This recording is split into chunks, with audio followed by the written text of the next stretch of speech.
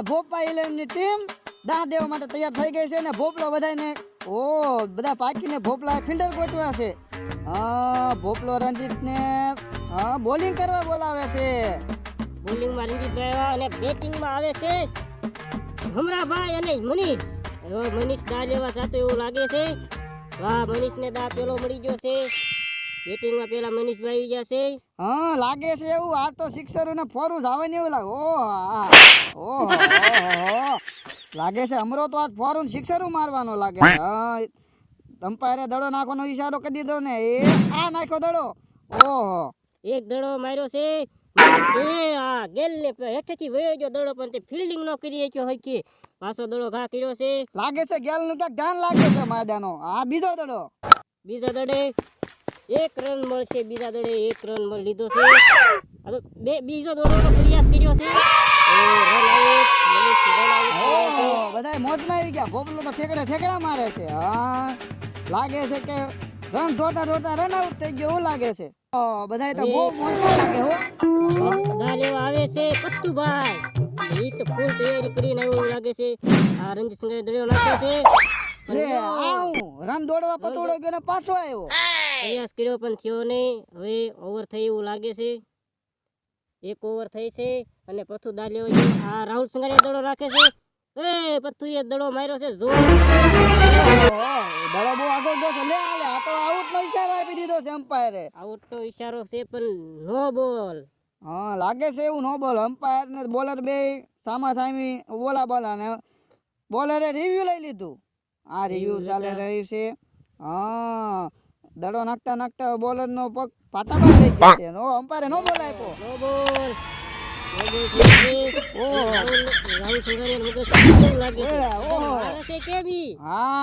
ફરતી ફિલ્ડિંગ ગોઠવા માંડ્યો છે. પાછો દડો ઘા કરે છે. પથ્થુ થી થોડોક મિસ થઈ ગયો દડો, એટલે તે મારી નાખ્યો. પાછો બોલ ઘા કરે છે. પથ્થુ કેમ આ દડા ખાય છે નકરા. લાગે છે પથ્થુ ફૂલ તૈયારીમાં આવ્યો નથી લાગતો. પાછો દડો ઘા કર્યો છે. પથ્થુ તો બહુ જોરથી ઘુમાવે છે પણ દડો એના બેટ થી નથી લાગતો. પથ્થુના મનમાં એમ છે કે હું સિક્સરોનું ફોરું મારી દઉં, પણ કઈ મેળ આવતો નથી પથ્થુનો. એવું જ કઈક લાગે છે. દડો નાખવાની તૈયારી છે. બોલર અમ્પાયરે ભટકાણો. લાગે છે બેની માથાકૂટ થઈ ગઈ છે. બાપા એવું લાગે છે અમ્પાયર નો મગજ ફૂટી ગયો છે. લેવા દેજે ભાઈ અમ્પાયર.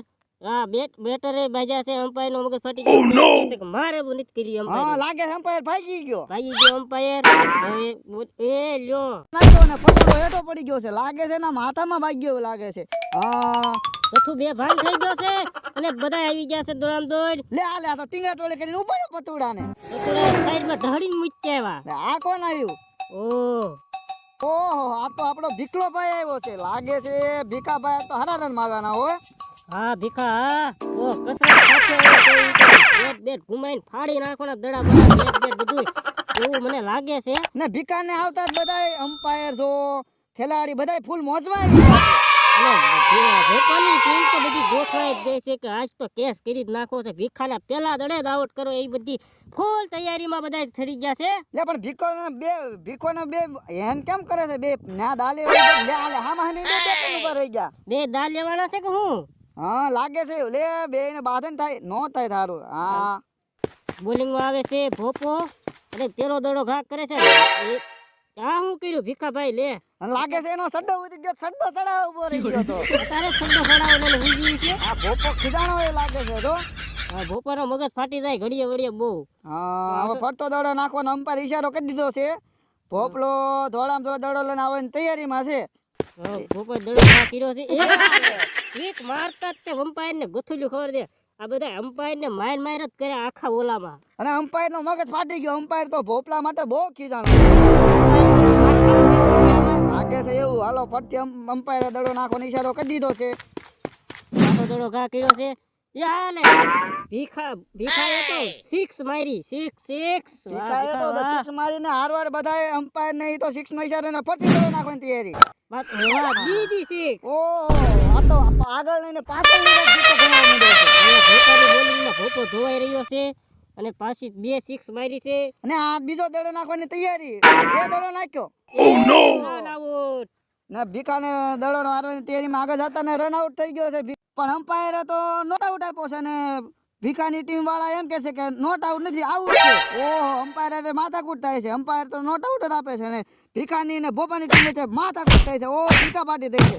એટલે આ ભીખો શું કરે દડો હાથમાં પકડીને? ભીખો વિચાર કરતો હોય છે કે હું આઉટ છું કે નથી આઉટ. આ દડાને પૂછતો એવું મને લાગે છે. હા બેટ ઊંચું કરીને પાછો અમ્પાયર પાસે જાતો એ બધાય બાધે નહીં ક્યાંક.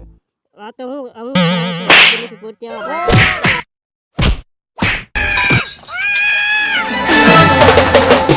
સોડી મેલ